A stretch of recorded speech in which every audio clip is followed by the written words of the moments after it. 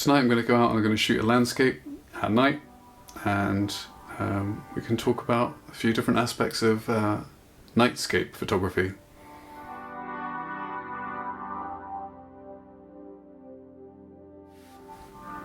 So nightscape photography, I think it's a really great thing to do. I think it's really fun. It's relatively easy and reasonably accessible, so I'm just going to use my phone tonight. Quite a lot of phones now have the ability to take long exposure photographs.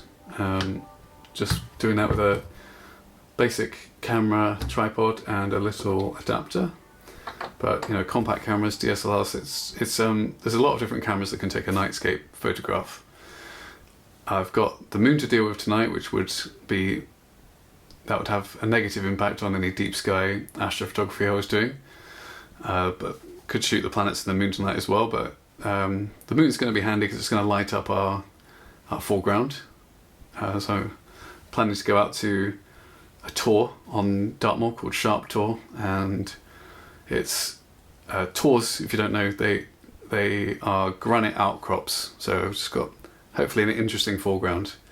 And we've got bad weather tonight, so I say bad, it's we've got conflicting amounts of cloud in different forecasts, so it's not, I don't trust the weather to behave, but that favours us for doing a nightscape because a bit of cloud can actually add something to a nightscape photograph, whereas perhaps if you were trying to get long exposures on a deep sky target and clouds kept coming into your frame and affecting your data, that wouldn't be so good.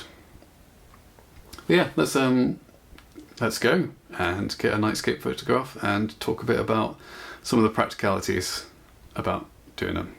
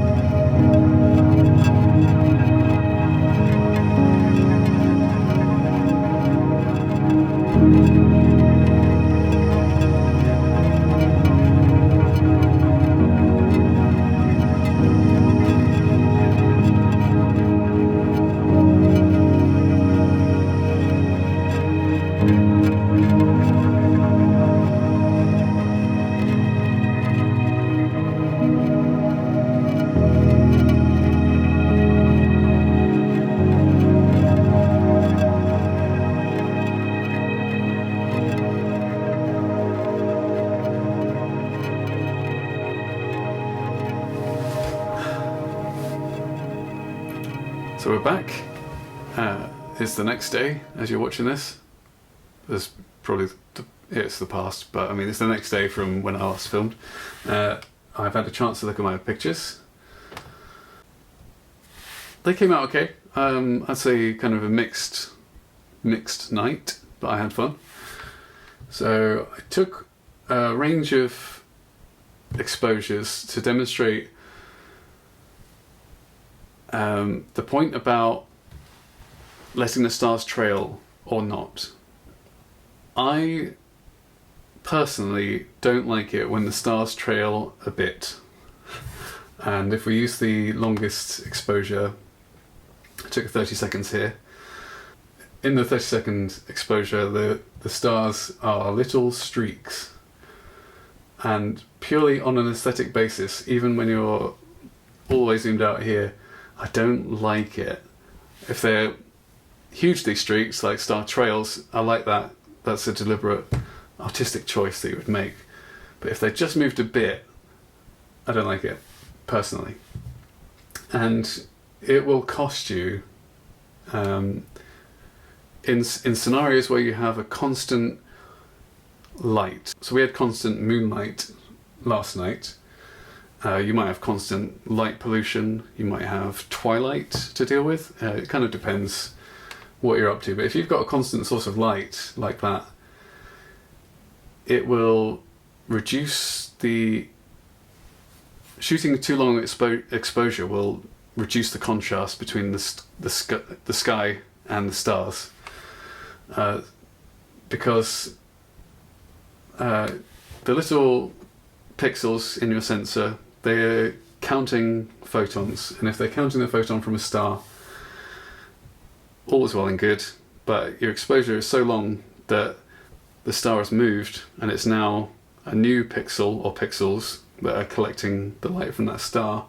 They have to start again, essentially, whereas in the whole meantime, the constant light of, in this case, the moon, has just been filling up everything. So look at the difference in the sky, because all the other settings were the same. It's just exposure between this 30-second exposure here and this 10-second exposure. So the stars are no different in brightness. Well, maybe slightly different, but barely any different. But the sky behind the star, the sky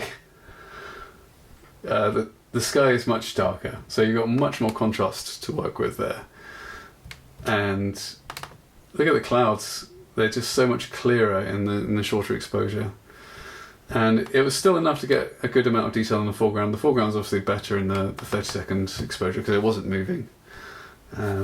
But we've still got plenty to work with here. So yeah, there is the rule of 500, which is where you divide the focal length of your system.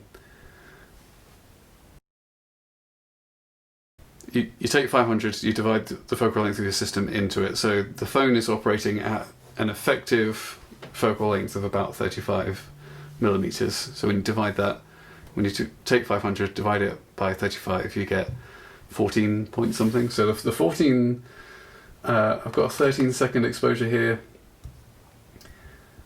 I think they still moved a bit. So that for me, the rule of 500 is useful to get close, but I would recommend just experimenting a bit. Just try a bit, a few seconds either side, and get to know what works for you.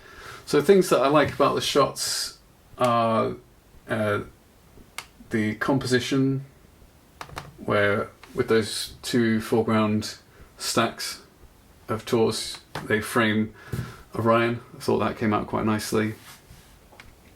I like how the light on the left stack is kind of clearer, on the right stack there's more shadow and contrast. I thought that was interesting. And yeah, I think the clouds paid off, going up there with kind of that mixed forecast as we did. I think they've added something here. And some of the shots, including my favourite shot of the night, we have some lens flare. So sometimes I was standing in front of the moon's light to stop the moonlight shining directly on the camera lens, stopping the lens flare. So for these sort of test shots I did that, so we didn't get any lens flare on the right hand side. So in a way it's cleaner, but the lens flare can add something. It's probably a matter of personal preference, but I quite like it. So that's it. I hope this inspires you to get out there and shoot some nightscapes. I would love to see your shots. Do send them my way. But yeah, until next time, bye.